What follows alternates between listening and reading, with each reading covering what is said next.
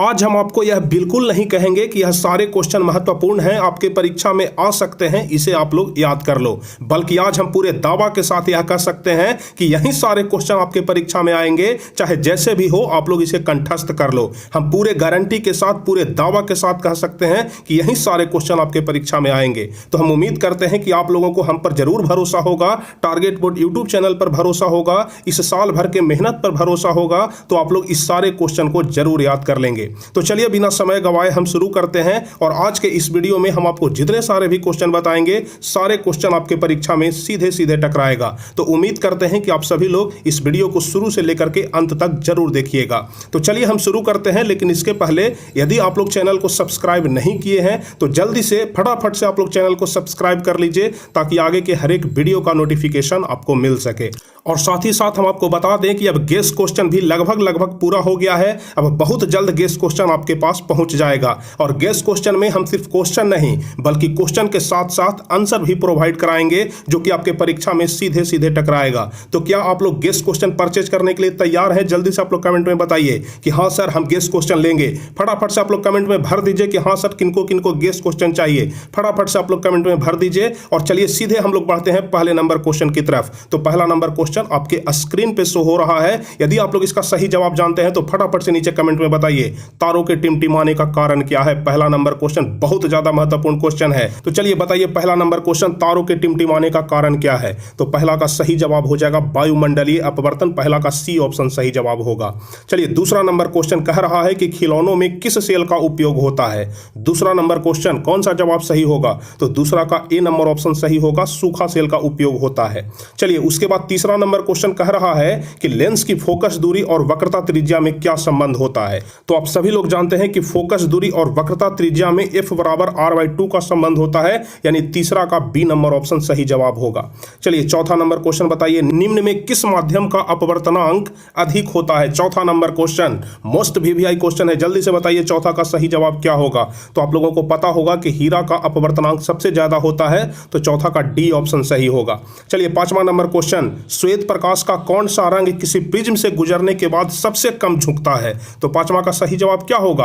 आप लोगों को हम बता दें कि सबसे अधिक झुकाव होता है बैगनी रंग का और सबसे कम झुकता है लाल रंग, यानी 5 का सी ऑप्शन सही जवाब होगा। चलिए छठा नंबर क्वेश्चन बताइए, वैद्युत प्रतिरोधकता निर्भर करता है, वैद्युत प्रतिरोधकता किस बात पर निर्भर करता है? यानी कि जो विद्युत का प्रतिरोध होता है वह किस बात पर निर्भर करता है? तो 6 का सही जवाब हो जाएगा चालक की लंबाई पर, चालक की अनुप्रस्थ काट के क्षेत्रफल पर और चालक के पदार्थ की प्रकृति पर, यानी कि इसका डी नंबर ऑप्शन सही जवाब होगा इनमें से सभी पर। तो 6 का डी नंबर ऑप्शन। चलिए सातवां नंबर क्वेश्चन बताइए, 1 यूनिट विद्युत ऊर्जा का मान क्या होता है? तो 7 का सही जवाब हो जाएगा 3.6 गुने 10 के पावर 6 जूल। 7 का डी ऑप्शन सही होगा। चलिए आठवां नंबर क्वेश्चन बहुत ही ज्यादा महत्वपूर्ण क्वेश्चन है कि फ्लेमिंग के वाम हस्त नियम में बायां हाथ का मध्यमा संकेत करती है। तो 8 का सही जवाब क्या होगा? तो ध्यान रखिएगा कि फ्लेमिंग के वाम हस्त नियम में बायां हाथ का जो मध्यमा है वह चालक में प्रवाहित विद्युत धारा की दिशा की ओर संकेत करती है। 8 का सी नंबर ऑप्शन सही होगा। चलिए 9वां नंबर क्वेश्चन बताइए, नाइक्रोम में कौन कौन से तत्व होते हैं? नाइक्रोम में कौन कौन से तत्व होते हैं? तो 9 का सही जवाब हो जाएगा निकेल और क्रोमियम होते हैं। 9 का ए ऑप्शन सही होगा। चलिए 10वां नंबर क्वेश्चन, विभवांतर मापने वाले यंत्र को क्या कहते हैं? तो 10 का सही जवाब हो जाएगा विभवांतर मापने वाले यंत्र को वोल्ट मीटर कहा जाता है। 10 का डी नंबर ऑप्शन सही जवाब होगा। चलिए उसके बाद 11 नंबर क्वेश्चन बताइए, ऊर्जा का एसआई मात्रक क्या होता है? ऊर्जा का एसआई मात्रक 11 नंबर क्वेश्चन कौन सा जवाब सही होगा? तो आप लोग ध्यान रखिएगा, ऊर्जा का एसआई मात्रक जूल होता है। 11 का डी ऑप्शन सही जवाब हो जाएगा। अब उसके बाद 12 नंबर क्वेश्चन कह रहा है कि जिप्सम का रासायनिक सूत्र क्या होता है? तो बहुत ही ज्यादा महत्वपूर्ण क्वेश्चन है कि जिप्सम का रासायनिक सूत्र, तो आप लोग ध्यान रखिएगा CaSO4 × 2H2O होता है। अब 13 नंबर क्वेश्चन जल्दी से बताइए कि क्लोरीन की परमाणु संख्या, जल्दी से बताइए क्लोरीन की परमाणु संख्या कितना होता है? तो 13 का सही जवाब हो जाएगा 17। 13 का डी ऑप्शन सही होगा। चलिए 14 नंबर क्वेश्चन, सामान्यतः एथेनॉल को क्या कहा जाता है? 14 नंबर क्वेश्चन कौन सा जवाब सही होगा? तो ध्यान रखिएगा 14 का सही जवाब हो जाएगा कि सामान्यतः एथेनॉल को एल्कोहल कहा जाता है। 14 का ए ऑप्शन सही होगा। चलिए 15 नंबर क्वेश्चन, जल के वैद्युत अपघटन में कैथोड पर कौन सा गैस मुक्त होता है? 15 नंबर क्वेश्चन कौन सा जवाब सही होगा? तो 15 का बी ऑप्शन सही होगा कि ध्यान रखिएगा कि जल के वैद्युत अपघटन में कैथोड पर हाइड्रोजन गैस मुक्त होता है। चलिए 16 नंबर क्वेश्चन बताइए कि कौन सा पदार्थ नीले लिटमस पत्र को लाल कर देता है? तो हम आपको बता चुके हैं कि जो अम्लीय जलीय पदार्थ होते हैं वह नीले लिटमस पत्र को लाल कर देता है। तो 16 का ए ऑप्शन सही जवाब होगा।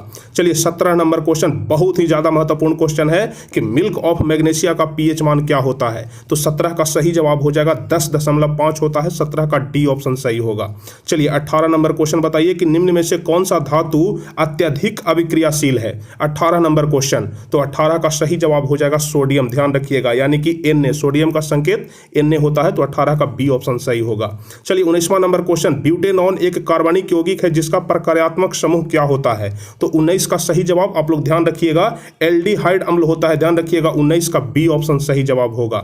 चलिए 20वां नंबर क्वेश्चन, एल्कीन का सामान्य सूत्र क्या होगा। तो 20 का सही जवाब फटाफट से आप लोग बताइए। एल्कीन का सामान्य सूत्र CnH2n होता है। 20 का बी नंबर ऑप्शन सही जवाब होगा।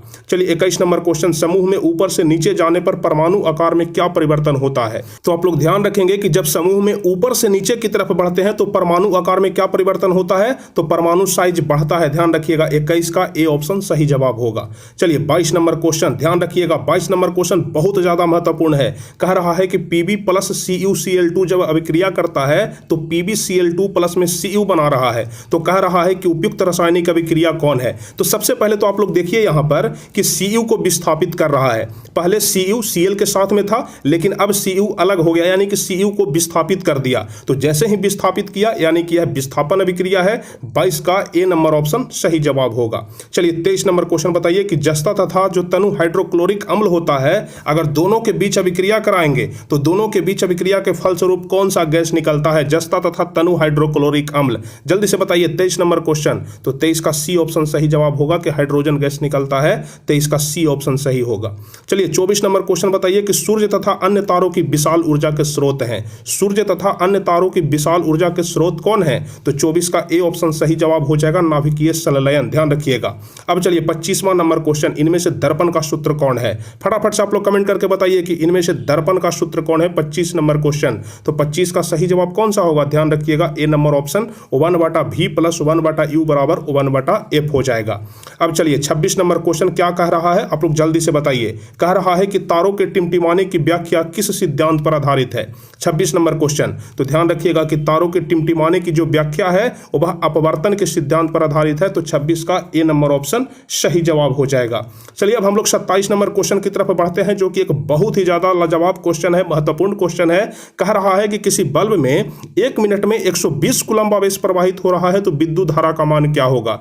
1 मिनट में 120 कूलम्ब आवेश। तो सबसे पहले आप लोगों को क्या करना है कि मिनट को सेकंड में बदल दीजिए। तो जब आप लोग मिनट को सेकंड में बदलेंगे तो 1 मिनट में 60 सेकंड होता है। और ध्यान रखिएगा कि आवेश कितना है, तो 120 कूलम्ब है। तो सिंपल आपको 120/60 कर देना है, तो कट जाएगा तो 2 हो जाएगा। यानी कि कितना विद्युत धारा का मान आ गया, 2 एम्पियर। यानी कि 27 का बी नंबर ऑप्शन सही जवाब हो जाएगा।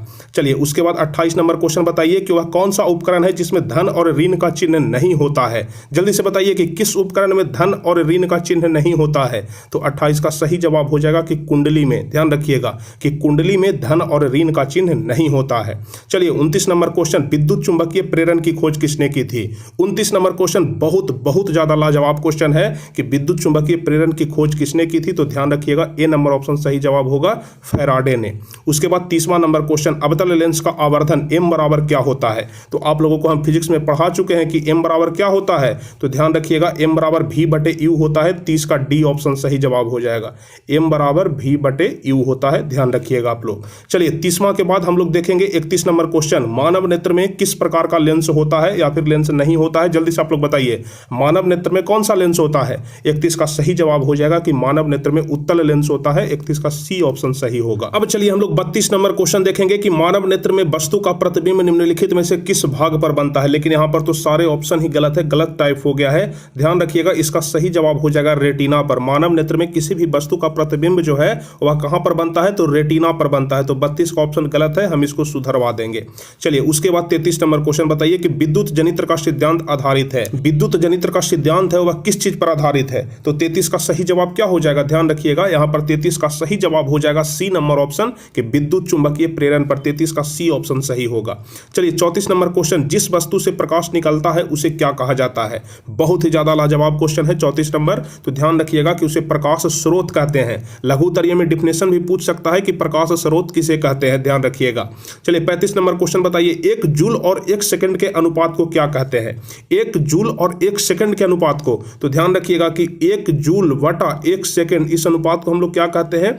1 वाट कहते हैं। तो ध्यान रखिएगा 35 का सही जवाब डी नंबर ऑप्शन सही होगा, 1 वाट कहते हैं। चलिए 36 नंबर क्वेश्चन, लेंस की क्षमता का एसआई मात्रक क्या होता है? 36 नंबर क्वेश्चन, कौन सा जवाब सही होगा? तो ध्यान रखिएगा लेंस की क्षमता का एसआई मात्रक मीटर इनवर्स होता है। यहां पर 36 का सी ऑप्शन सही जवाब हो जाएगा। चलिए उसके बाद हम लोग 37 नंबर क्वेश्चन की तरफ बढ़ेंगे, जिसमें कह रहा है कि आकाश का रंग हमें नीला क्यों प्रतीत होता है?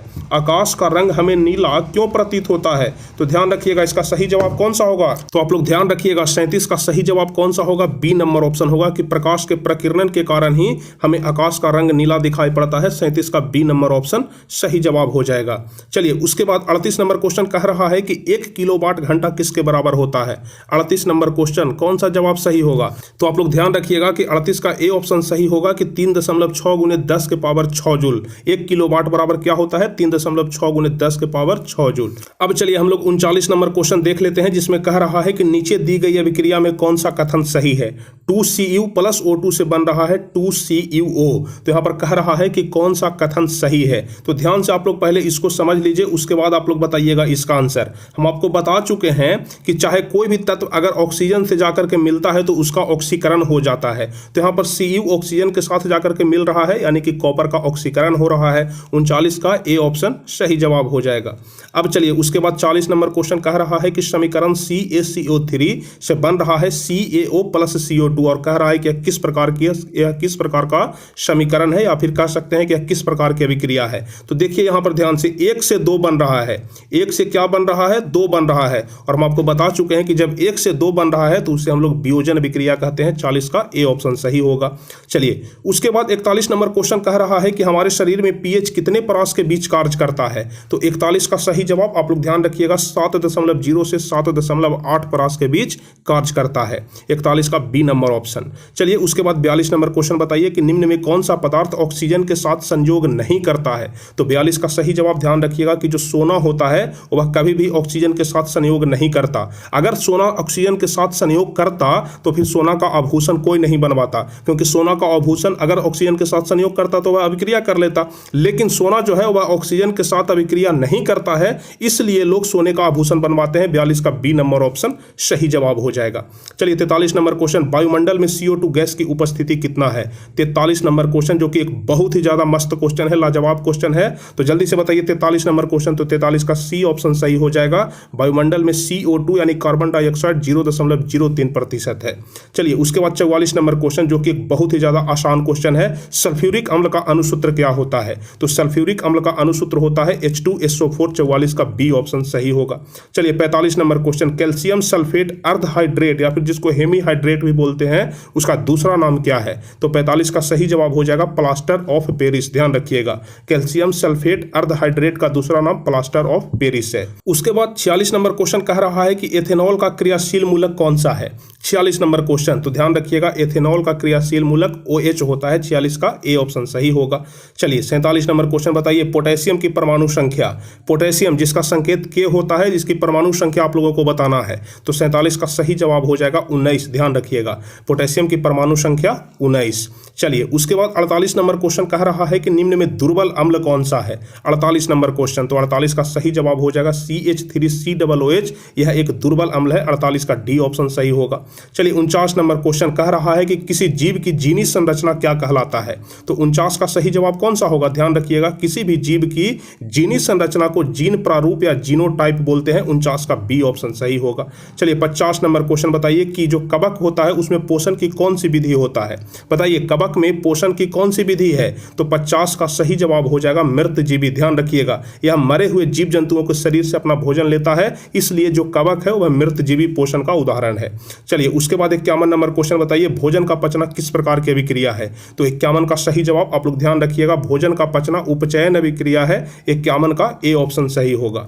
चलिए 52 नंबर क्वेश्चन, मुकुलन द्वारा प्रजनन किसमें होता है? 52 नंबर क्वेश्चन बताइए। तो 52 का सही जवाब हो जाएगा कि मुकुलन द्वारा प्रजनन इष्ट में होता है। 52 का बी ऑप्शन सही होगा। चलिए 53 नंबर क्वेश्चन, डेंगू उत्पन्न करने वाले मच्छर किस तरह के जल में उत्पन्न होते हैं? डेंगू उत्पन्न करने वाले मच्छर, तो 53 का सही जवाब क्या होगा? 53 का ए नंबर ऑप्शन सही जवाब जवाब हो जाएगा कि साफ जल में। ध्यान रखिएगा, डेंगू उत्पन्न करने वाले मच्छर साफ जल में पनपते हैं। चलिए उसके बाद 54 नंबर क्वेश्चन बताइए, शुक्राणुओं का मोचन कहाँ होता है? 54 नंबर क्वेश्चन। तो शुक्राणुओं का मोचन 54 का सही जवाब हो जाएगा बी नंबर ऑप्शन, शुक्रवाहिका में होता है। एक महत्वपूर्ण चीज हम आपको बता दें कि यह सारे क्वेश्चन का पीडीएफ आपको boardmantra.in वेबसाइट पे मिल जाएगा। तो यदि आप लोग चाहते हैं कि पीडीएफ के माध्यम से तैयारी करें या फिर लिखित रूप से हम टेस्ट दें, तो इसके लिए आप लोग गूगल पे जाकर के सर्च कर लीजिएगा boardmantra.in। वहां से जाकर के आप लोग बेहतरीन तैयारी कर सकते हैं, वहां से जाकर के आप लोग लिखित रूप से प्रैक्टिस कर सकते हैं। तो जाकर के आप लोग boardmantra.in पे जरूर पढ़ लीजिएगा।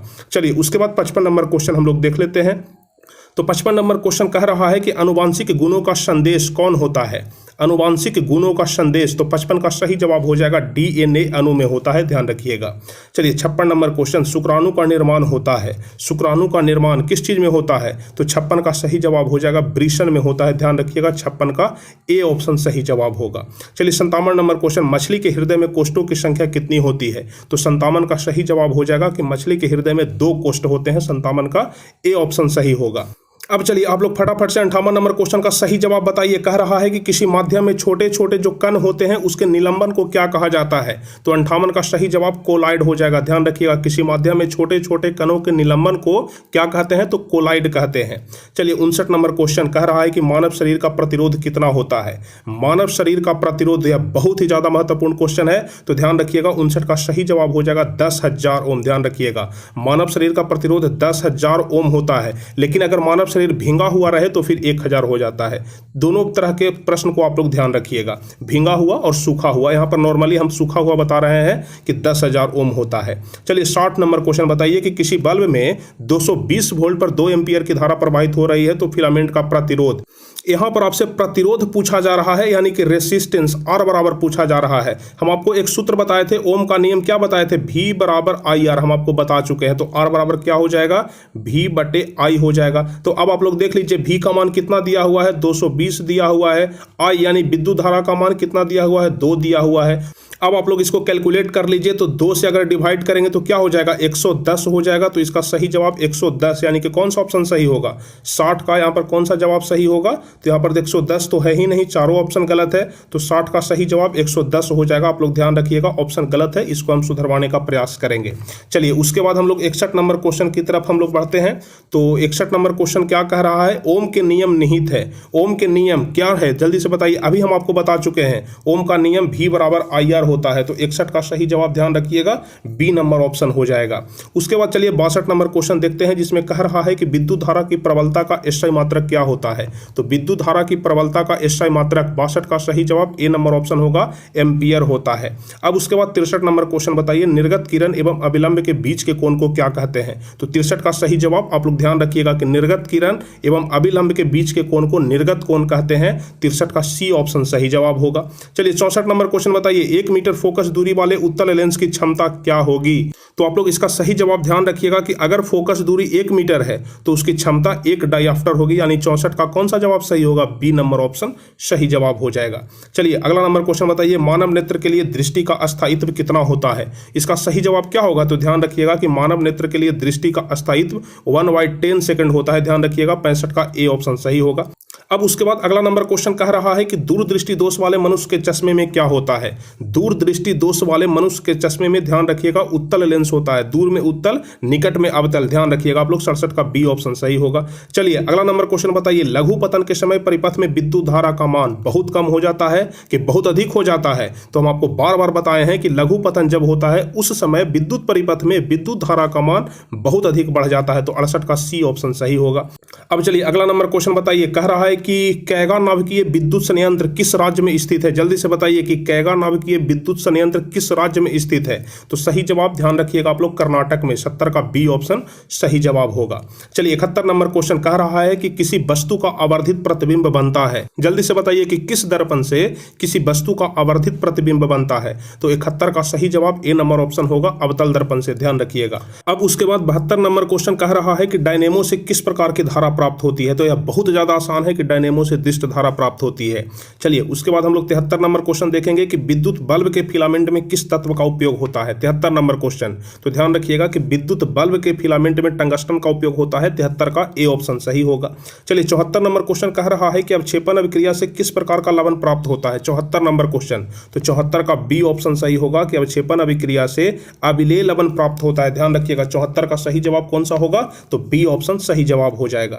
चलिए 75 नंबर क्वेश्चन, अयस्क से धातु का निष्कर्षण तथा उसका परिष्करण कर उपयोगी बनाने के प्रक्रम को क्या कहते हैं। तो 75 का सही जवाब आप लोग फटाफट से बताइए। तो ध्यान रखिएगा 75 का सही जवाब हो जाएगा, उसे धातु क्रम कहते हैं। 75 का बी नंबर ऑप्शन सही जवाब होगा। चलिए 76 नंबर क्वेश्चन बताइए कि निम्न में से कौन सही है। यहां पर सही कौन सा है, जल्दी से आप लोग बताइए कि सही अनुसूत्र कौन है। तो 76 का सही जवाब हो जाएगा Na2CO3 × 10H2O। ध्यान रखिएगा Na2CO3 × 10H2O। चलिए 77 नंबर क्वेश्चन बताइए कि कौन सा अधातु कमरे के ताप पर द्रव अवस्था में होता है। वह कौन सा अधातु है जो कमरे के ताप पर द्रव अवस्था में होता है। तो 77 का ए ऑप्शन सही जवाब हो जाएगा ब्रोमीन। ध्यान रखिएगा। चलिए उसके बाद 78 नंबर क्वेश्चन कह रहा है कि सीसा और टीन की मिश्र धातु को क्या कहते हैं। सीसा और टीन की मिश्र धातु को, तो 78 का सही जवाब सोल्डर हो जाएगा। ध्यान रखिएगा 78 का ए ऑप्शन सही होगा। चलिए उसके बाद अगला नंबर क्वेश्चन, ईथेन में कितने सहसंयोजक आबंध होते हैं। 79, तो सही जवाब इसका हो जाएगा डी नंबर ऑप्शन। ईथेन में 7 सहसंयोजक आबंध होते हैं। अब उसके बाद हम लोग 80 नंबर क्वेश्चन की तरफ बढ़ेंगे, लेकिन इसके पहले जो भी स्टूडेंट अभी तक वीडियो को लाइक नहीं किए हैं तो फटाफट से आप लोग वीडियो को लाइक कर दीजिए। जो चैनल पर नए हैं तो जल्दी से आप लोग चैनल को सब्सक्राइब भी कर लीजिए ताकि आगे के हर एक वीडियो का नोटिफिकेशन आपको मिल सके। तो चलिए उसके बाद हम लोग 80 और सबसे लास्ट क्वेश्चन देखते हैं कि नीला थोथा या फिर तुतिया का रासायनिक सूत्र क्या होता है। तो इसका सही जवाब आप लोगों को पता होगा, अगर नहीं पता है तो आज से समझ लीजिए कि नीला थोथा या फिर तुतिया का रासायनिक सूत्र CuSO4 × 5H2O होता है। 80 का बी ऑप्शन सही जवाब हो जाएगा।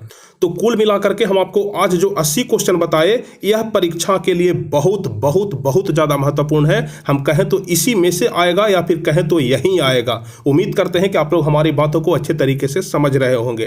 तो कुल मिलाकर के जो 80 क्वेश्चन हम आपको आज बताए, इस 80 क्वेश्चन को तो एकदम आप लोग कंठस्थ कर जाइए क्योंकि इसमें से बहुत सारे क्वेश्चन पूछे जाएंगे। तो चलिए उम्मीद करते हैं कि आज का यह वीडियो आप लोगों को काफी ज्यादा पसंद आया होगा, आपके लिए बहुत ज्यादा हेल्पफुल होने वाला है आज का वीडियो। तो आज का यह वीडियो को आप लोग हल्के में मत लीजिएगा क्योंकि बहुत ज्यादा महत्वपूर्ण है। चुनिंदा क्वेश्चन है जो कि आपके परीक्षा में सीधे सीधे लड़ेगा।